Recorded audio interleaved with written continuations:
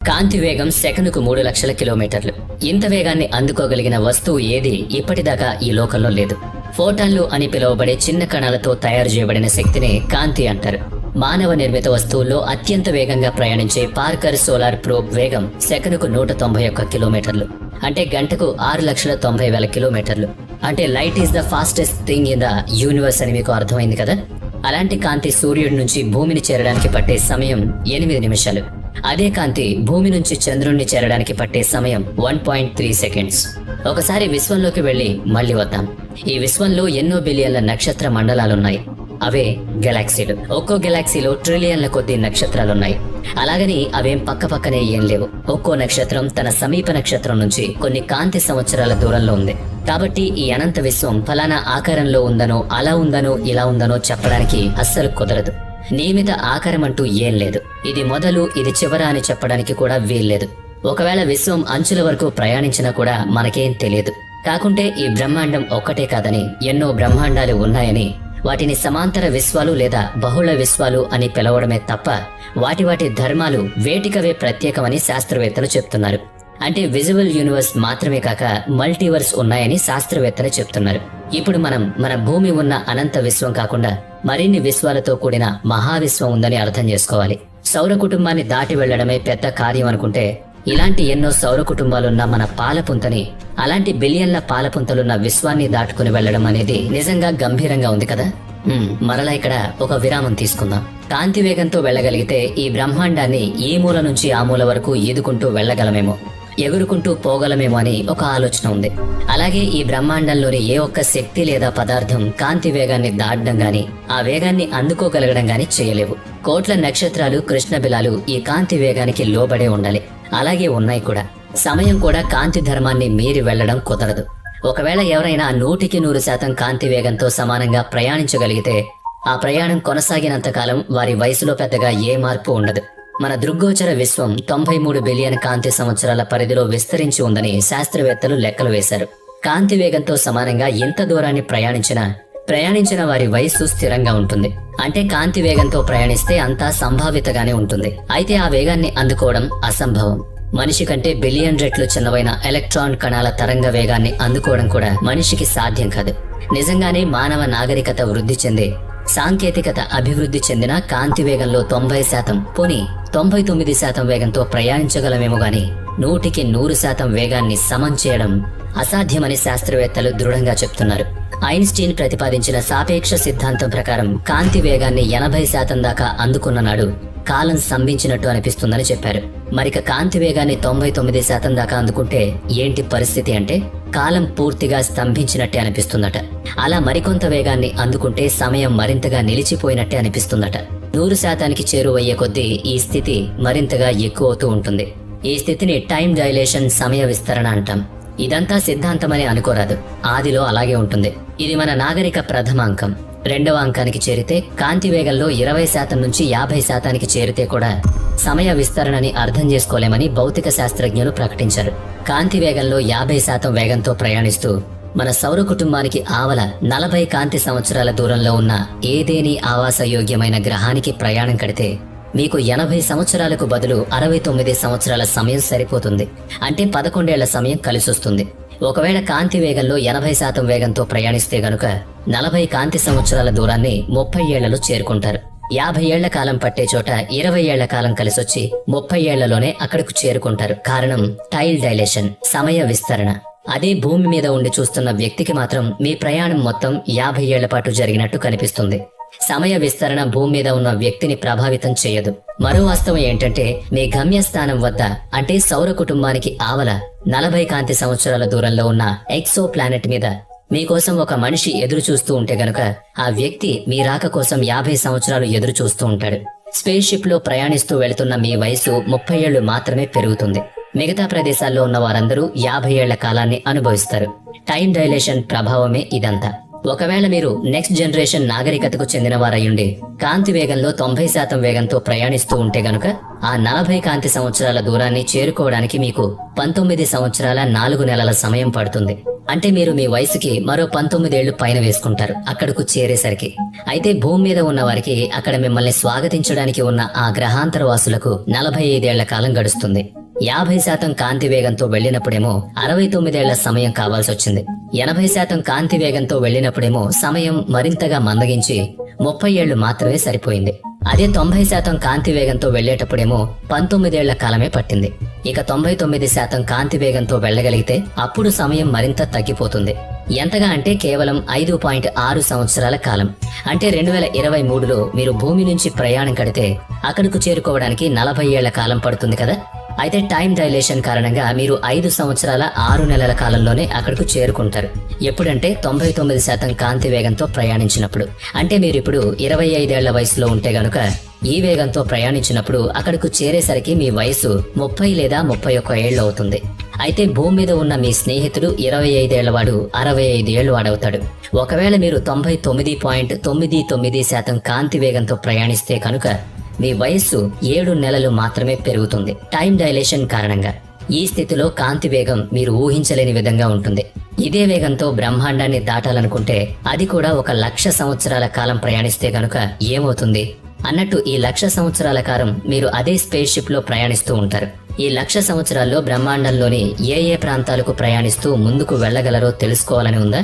ఈ అద్భుత యాత్ర ఎలా ఉంటుందోనని హైరాణ పడుతున్నారా? కాదు, ఉద్వేగానికి లోనవుతున్నాం అంటారా? పదండి మరి, చుక్కలు దాటి దిక్కులు దాటి అనంత విశ్వయాత్రకు వెళ్ళొద్దాం. ఈ 2023లో మీ అంతరిక్ష వాహనంలో మీ నివాసమైన భూలోకం నుంచి మీరు ప్రయాణం మొదలు పెట్టాలి. కాంతి వేగంతో అన్నది గుర్తు పెట్టుకోండి. ఇది సుదీర్ఘంగా కొనసాగే యాత్ర. మరి మనకు సమీపంలో ఎక్కడైనా జీవనం ఉందనుకుంటే ముందుగా అటుగా వెళదాం. భూమికి 101 కాంతి సంవత్సరాల దూరంలో ఉందో TOI 700D అనే ఎక్సో ప్లానెట్. ఎక్సో ప్లానెట్ అంటే గుర్తుంది కదా, మన సౌర కుటుంబానికి అవతల ఉన్న మరో గ్రహం. అది మానవ నివాసానికి యోగ్యంగా ఉండొచ్చనేది ఒక అంచనా. ఈ గ్రహం మీద నీరు ఉండొచ్చని ఊహిస్తున్నారు. పైగా ఆకాశంలో భూమి మాదిరిగానే ఉంది.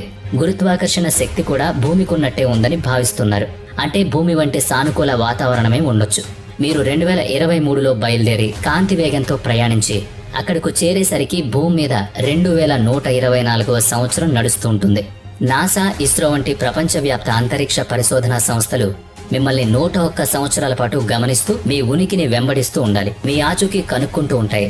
అయితే 101 సంవత్సరాల పాటు మిమ్మల్ని గమనిస్తూ ఉన్నప్పటికీ మీ వయస్సు మాత్రం ఏడాది మీద 5 నెలలు మాత్రమే పెరుగుతుంది.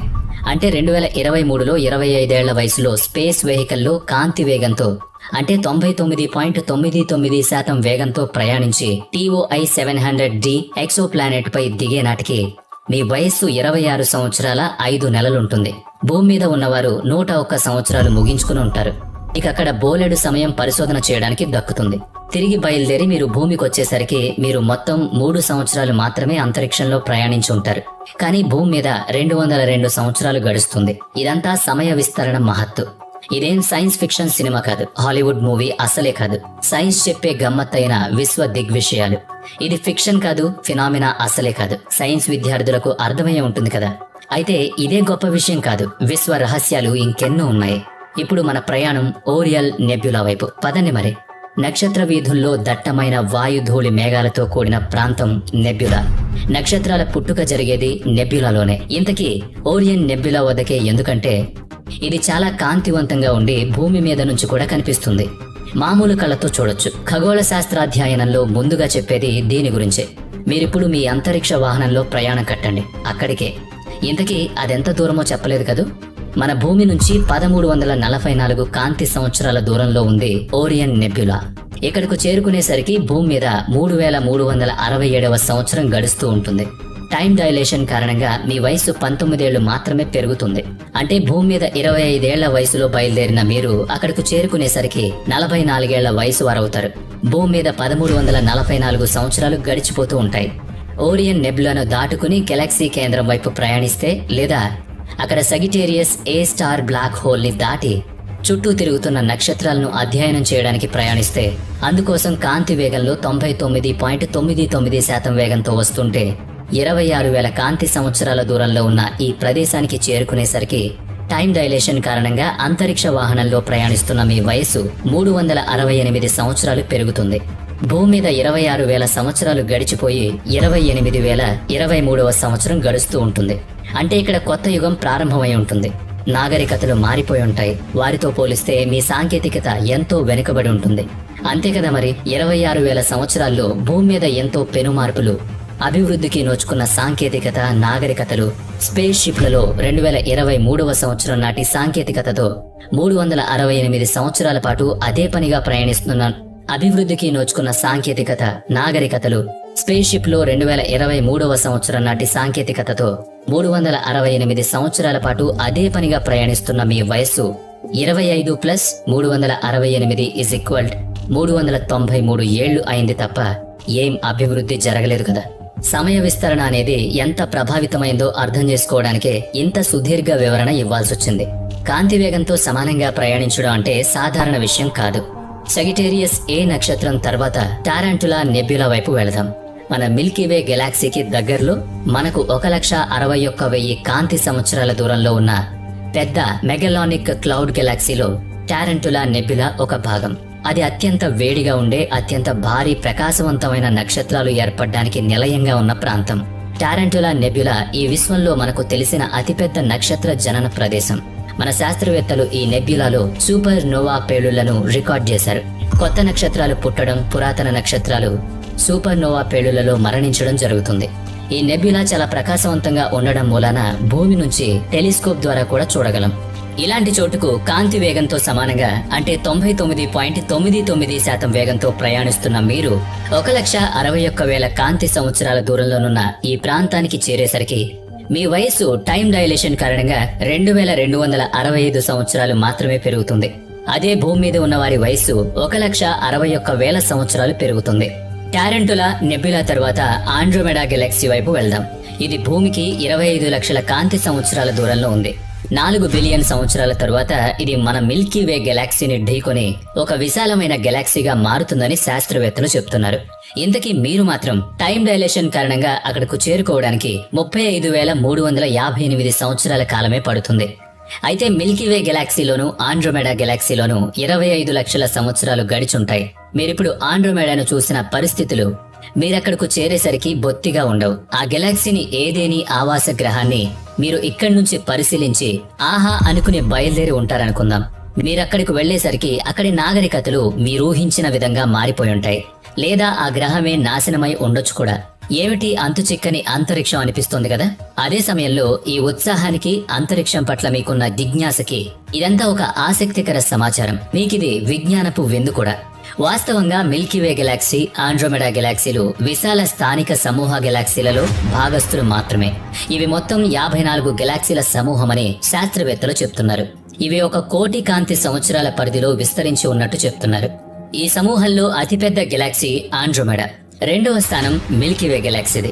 3వ స్థానంలో భూమికి 27 లక్షల కాంతి సంవత్సరాల దూరంలో ఉన్నది ట్రయాంగులం గెలాక్సీ. ఇది 61,000 కాంతి సంవత్సరాల విస్తీర్ణంలో ఉంది. ఇక్కడకు చేరేసరికి టైం డైలేషన్ కారణంగా మీకు 38,000 సంవత్సరాల కాలం పడుతుంది. అంటే స్థానిక సమూహంలో ఉన్న మొదటి 3 గెలాక్సీలను అంటే మీ 38,025 సంవత్సరాల వయసులో సందర్శిస్తారు. అది కూడా టైం డైలేషన్ పుణ్యం అని. అయితే మీరింకా మన విశ్వంలోనే ఉన్నారు. లోకల్ గ్రూప్ గెలాక్సీల వద్దనే ఉన్నారు. అది గుర్తుంచుకోండి. మరి చిట్ట చివరి గెలాక్సీకి వెళదాం పదండి. శాస్త్రవేత్తల నిర్ధారణ ప్రకారం మన మిల్కీవే గెలాక్సీ ఉన్న స్థానిక సమూహంలో చివరి గెలాక్సీ భూమి నుంచి 58 లక్షల కాంతి సంవత్సరాల దూరంలో ఉంది. ఇంతకీ దీని పేరు IC5152 Galaxy. James Webb telescope మనకు చూపించిన ఈ గెలాక్సీలోని ప్రతి నక్షత్రాన్ని చూడగలిగాం. ఇందుకీ మీ ప్రయాణ సంగతి చెప్పాలి కదా. టైం డైలేషన్ కారణంగా మీరిక్కడికి చేరుకోవడానికి 82,000 సంవత్సరాలు సరిపోతాయి. శాస్త్రవేత్తలు ఏం చెప్తున్నారంటే మీ వేగాన్ని కాంతి వేగంతో సమానం చేస్తూ చేయడానికి ప్రయత్నిస్తూ 99.99% బదులుగా ఆ వేగాన్ని 99.9999% వరకు తేగలిగితే మీరు 8,000 సంవత్సరాల కాల వ్యవధిలోనే IC5152 గెలాక్సీని చేరుకోవచ్చు. అంటే మీ వయసుకి 8,025 సంవత్సరాలు. ఇది కూడా టైం డైలేషన్ కారణంగానే మాత్రం రాసుకోవాలి, మర్చిపోవద్దు. కాంతి వేగాన్ని దగ్గరే కొద్దీ సమయ విస్తరణ ప్రభావం కారణంగా కాలం మందగిస్తూ ఉంటుంది. అంటే మీకు ఒక రోజు గడిచిందంటే భూమి మీద 1000 ఏళ్ల కంటే ఎక్కువే గడిచి ఉంటుంది. ఎప్పుడు అంటే కాంతి వేగానికి మీరు దగ్గరగా వెళుతూ ఉన్నప్పుడు. టైం డైలేషన్ లో ఉన్న మీ వయస్సు 1 నుంచి 25 ఏళ్లు పెరిగిందని అనుకుంటే భూమి మీద ఉన్న మీ స్నేహితుడి వయసు 1000 ఏళ్లు పెరుగుతుంది. అంతరిక్ష భౌగోళ శాస్త్రంలో ఈ టైం డైలేషన్ ధర్మం మన శాస్త్రవేత్తలని చాలా విస్మయానికి గురి చేస్తోంది. సరే, మీరు IC 5152 గెలాక్సీని చేరుకున్నారు. అయితే స్థానిక సమూహ నక్షత్ర మండలాల గ్రావిటేషనల్ ఫోర్స్ ఇంకా చాలా దూరం వరకు పనిచేస్తుంది. ఆ గురుత్వాకర్షణ బలాన్ని అధిగమించాలంటే, లోకల్ గ్రూప్ గెలాక్సీల నుంచి వెలుపలికి వెళ్లాలంటే ఇదే 99.99% కాంతి వేగంతో వెళ్తుంటే 1,00,000 సంవత్సరాల కాలం లోపల కూడా దాటిపోవడం జరుగును. టైం డైలేషన్ ద్వారా మీరు 1,00,000 సంవత్సరాల్లో కేవలం 71 లక్షల కాంతి సంవత్సరాల విస్తీర్ణాన్ని మాత్రమే చేరుకోగలుగుతారు. మన విజిబుల్ యూనివర్స్ 93 బిలియన్ కాంతి సంవత్సరాల పరిధిలో విస్తరించి ఉంది.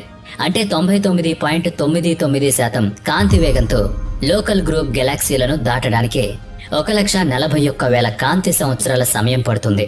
టైం డైలేషన్ తాలూకు అసలు సిసలు ప్రభావం 100% కాంతి వేగంతో ప్రయాణించినప్పుడు తెలుస్తుంది. ఆ 100%ని చేరుకునే కొద్దీ మీ సమయం ముగుస్తుంది, నెమ్మదిస్తూ ఉంటుంది. ఇప్పటిదాకా టైం డైలేషన్ ని కాంతి వేగంతో పరిశీలిస్తున్నాను. అయితే టైం డైలేషన్ ని సువిశాలమైన కృష్ణబిలాల వద్ద కూడా గమనించొచ్చు. అక్కడ కాలం మందగించడం కాదు, నిలిచిపోతుందని కూడా శాస్త్రవేత్తలు చెప్తున్నారు. ఇదొక ఫినామినా. అది అర్థం కావాలంటే మీరు మరింతగా కృషి చేయాలి. సరేగాని నాసా పంపించిన పార్కర్ సోలార్ ప్రోబ్ ప్రయాణిస్తున్న వేగంతో ఈ మన యూనివర్స్ ని దాటడానికి ఏమాత్రం సమయం కావాలంటారో చెప్పండి. ప్రస్తుతానికి అదేగా మనిషి తయారు చేసిన అత్యంత వేగవంతమైన వాహకం. మరి ఒకవేళ నాసా గాని మరెవరైనా కానీ కాంతి వేగంతో ప్రయాణించేలా ప్రణాళికలు వేస్తున్నారా? ఈ బ్రహ్మాండాన్ని పరిశీలించగలిగే పరికరాన్ని కానీ అంతరిక్ష వాహనాన్ని గాని తయారు చేయాలనుకుంటున్నారా? మన ఇస్రో ఈ దిశగా ప్రయత్నాలు చేస్తే ఎలా ఉంటుంది? నాసా వాళ్లకు ఉన్నంత బడ్జెట్ మన ఇస్రోకి కూడా ఉంటే అది చేసే అద్భుతాలు ఏంటో తలుచుకుంటేనే రోమాలు నెక్కబొడుచుకుంటున్నాయి. మరి ఈ వీడియో చూసినంతసేపు మీకేమనిపించిందో, మీకు తెలిసిన సంగతులేంటో మాకు తప్పక తెలియజేయండి. మేం మీ వద్దకు రాలేం కనుక, మీరెక్కడో అంతరిక్షాలు దాటిపోయారు కనుక మీ వద్దకు మేము రాలేం కనుక మీరే భూమికి తిరిగొచ్చి చెప్పాలి. మరప్పటిదాకా మేము ఉంటామో లేదో కదా.